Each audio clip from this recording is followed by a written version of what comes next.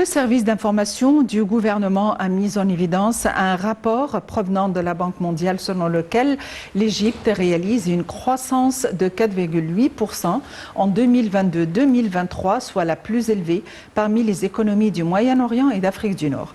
Et pour nous donner davantage d'éclaircissements, nous avons le plaisir d'avoir avec nous Dr Moustapha Tammem, qui est ex-conseiller de la Banque mondiale. Dr Moustapha Tammem, bonsoir et bienvenue. Bonsoir. Eh bien, tout d'abord, et avant de passer en revue une évaluation concernant l'économie égyptienne, il y a un rapport provenant de la Banque mondiale selon lequel l'Égypte a réalisé une croissance de 4,8% durant l'année 2022-2023, soit la plus élevée parmi les économies du Moyen-Orient et d'Afrique du Nord. Comment est-ce qu'on pourrait lire cette information? Comment est-ce qu'on pourrait l'analyser? Certainement, ça donne un message au monde entier qu'il y a un développement d'un aspect positif dans l'économie égyptienne. Certainement, tout ça, c'était beaucoup, ça a pris beaucoup de pas depuis 2016, quand on a fait les réformes économiques. Le gouvernement avait une vision pour le futur, ce qui va arriver. Alors certainement, elle a pris beaucoup de mesures. Certainement, ces mesures-là, je vais vous donner 3-4 exemples. Le développement du secteur public, quand on dit en anglais privatization. Ça, c'est très, très important, parce que ces compagnies-là, au secteur public, il y a beaucoup de compagnies, on avait beaucoup de problèmes. Et certainement, ça n'encourage pas les investisseurs égyptiens de venir mettre leur argent ici. Et aussi, automatiquement, les investisseurs de l'Europe vont venir. Numéro 2, c'était les réformes. On a libéré l'échange des devises étrangères en novembre 2016. Numéro 3 aussi, on a donné beaucoup de pouvoir pour l'éducation et pour la santé.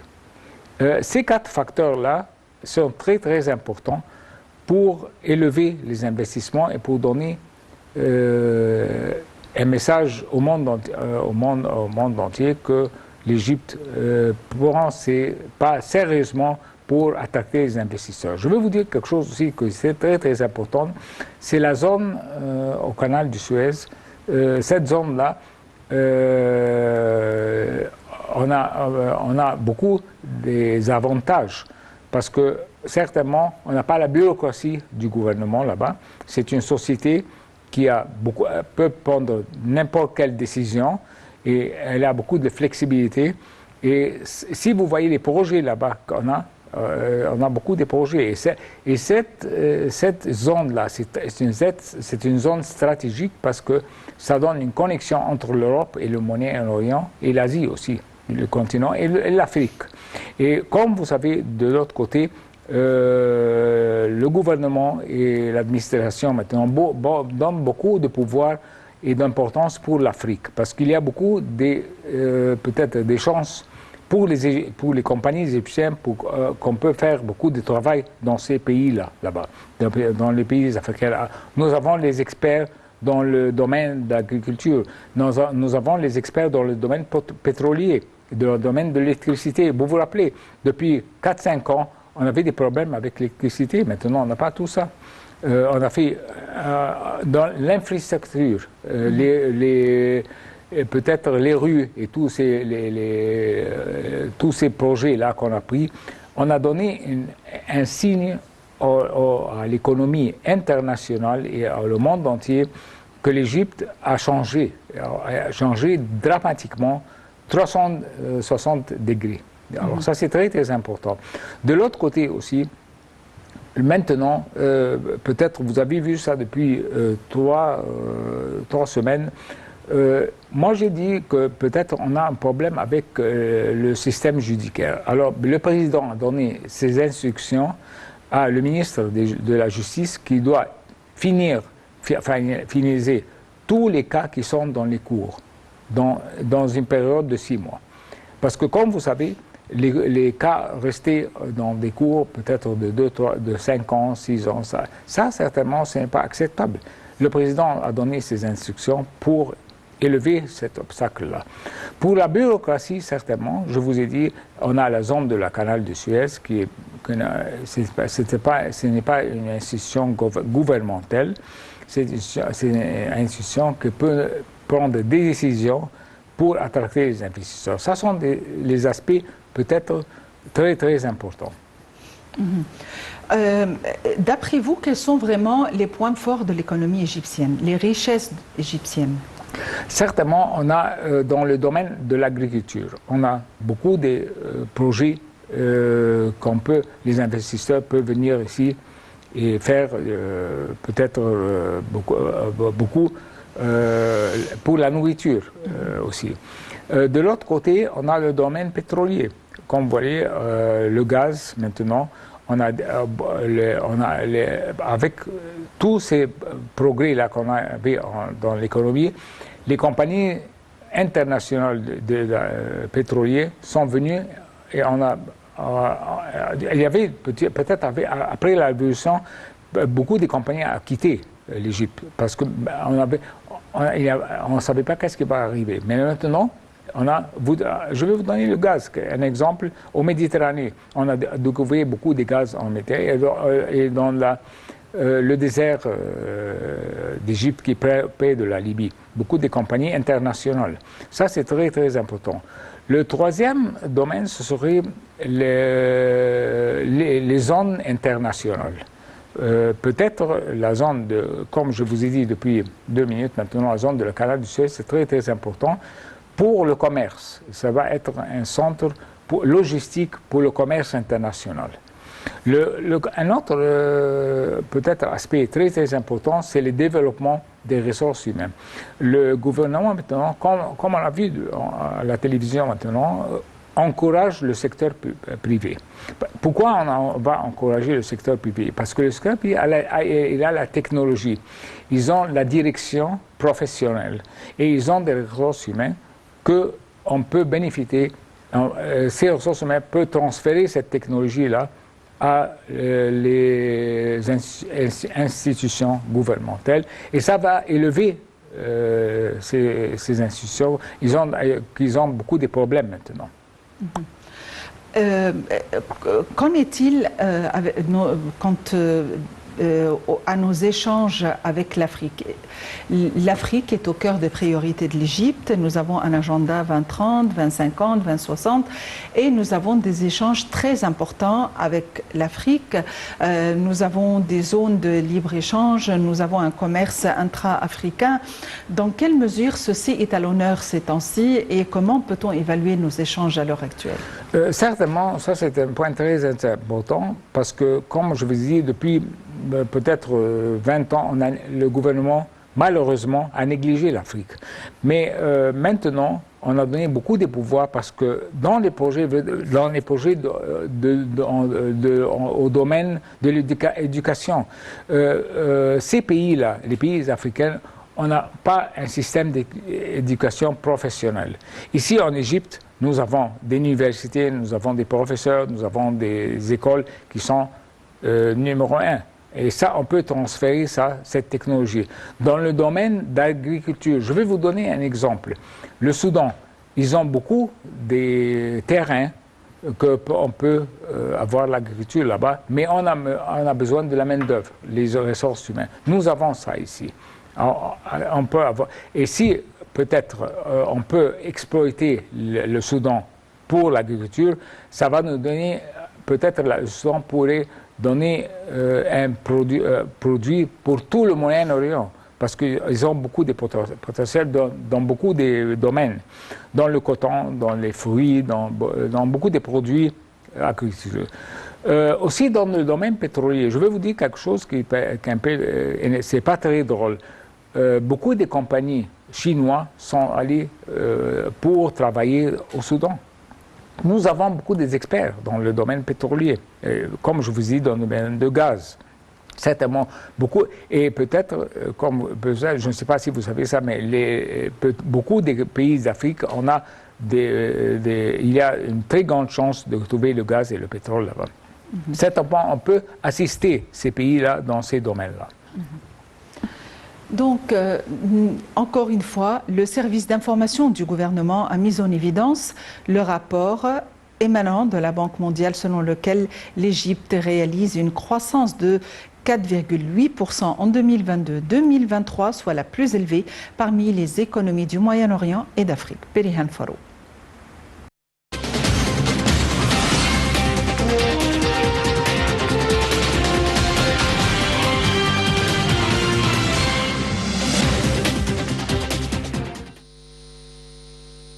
Le service d'information du gouvernement, le SIG, a mis en évidence le rapport de la Banque mondiale qui s'est attendu à ce que l'Égypte réalise une croissance de 4,8% en 2022-2023, soit la plus élevée parmi les économies du Moyen-Orient et d'Afrique du Nord.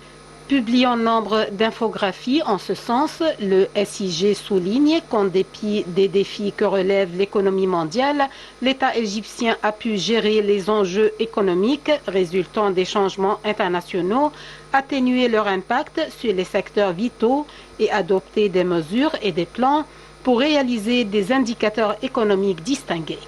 Le SIG a souligné l'orientation de l'État vers le renforcement des activités économiques via la mise en œuvre des initiatives qui contribueront au contrôle du déficit, à la réalisation de forts taux de croissance, à l'attraction des investissements locaux et étrangers, à l'élimination des obstacles qu'affronte la société d'affaires et à la maîtrise de l'inflation, le fait ayant épargné à l'économie d'entrer dans une phase de stagnation et assurer le succès des projets de développement.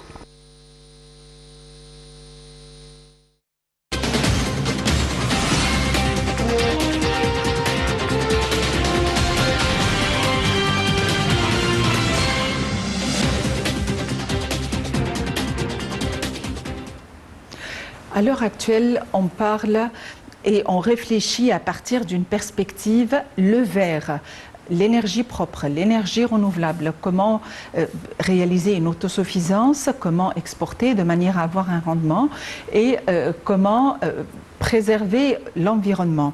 Donc, comment évaluez-vous la situation de l'Égypte quant au vert à l'heure actuelle? Dans le domaine de l'énergie, l'économie verte, l'énergie verte, oui. Tout ce qui est vert, de manière à ce que ceci débouche à l'économie. Je vais vous dire, ça c'est un point très très important. Certainement, comme vous savez, on va avoir la conférence qui va prendre place en novembre, le COP pour l'énergie, et certainement maintenant, beaucoup des pays, on a pris ce sujet-là très sérieusement. Parce que comme vous voyez, je vais vous donner un exemple. Depuis 3-4 mois, on avait beaucoup de problèmes en Pakistan avec l'eau, en Grèce. On avait beaucoup de problèmes aussi en Angleterre. On avait beaucoup de forêts qui ont été en flammes, et en Grèce aussi, et bon, beaucoup de pays là. Alors maintenant, moi je pense que le monde prend ce sujet très sérieusement. Certainement, l'Égypte, depuis peut-être 2-3 ans, a pris beaucoup de pas dans ce domaine-là. Et je vais vous donner un exemple, qu'on a le projet de le nucléaire qui a en Méditerranée, le projet qu'on va faire avec la Russie. Ça va nous donner beaucoup d'énergie qui est très très professionnelle, et ça va éliminer beaucoup des problèmes qu'on a dans le climat, certainement. Et de l'autre côté aussi, on encourage les compagnies internationales pour venir travailler ici dans ce domaine-là. Ça, c'est très, très important. Nous allons parler en détail concernant la conférence économique, puisque ça aussi, ça rentre dans le vif de notre sujet. Et il faut dire que la conférence économique qui doit se tenir la semaine prochaine, du 23 au 25 octobre, à l'appui du chef de l'État, le président Abdel Fattah el-Sisi, a une importance tout à fait vitale et primordiale, évidemment, parce que cette conférence vise à attirer davantage d'investissements afin d'encourager la production et booster les exportations. Les détails.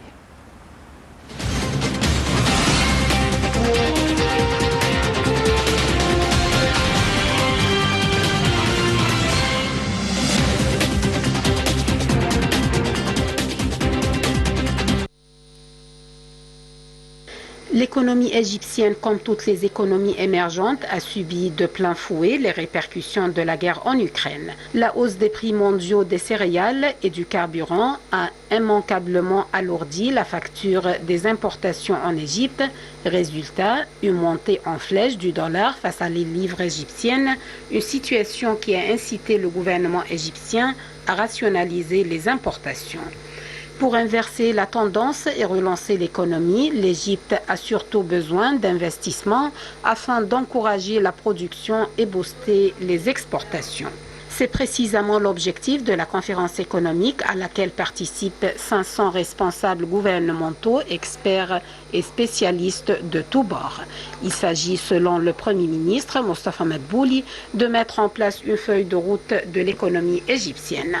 La conférence accueillera toutes les propositions visant à accroître la compétitivité et la flexibilité de l'économie égyptienne. Autre objectif, concevoir un ensemble de mesures pour encourager le secteur industriel et les exportateurs. Il s'agit d'ouvrir la voie au secteur privé afin qu'il joue pleinement son rôle dans l'économie et de renforcer le partenariat entre les secteurs publics et privés sur le terrain. D'aucuns diront pourquoi une conférence sur l'économie alors que le dialogue national actuellement en cours aborde aussi cette question. La réponse est que les deux événements ont des objectifs différents. Alors que le dialogue national aborde les politiques à long terme, la conférence économique vise, elle, à trouver des solutions urgentes aux problèmes de l'économie. La conférence économique est donc à la fois un appel aux investisseurs et un message selon lequel l'Égypte est un pays sûr où l'on peut investir en toute sécurité.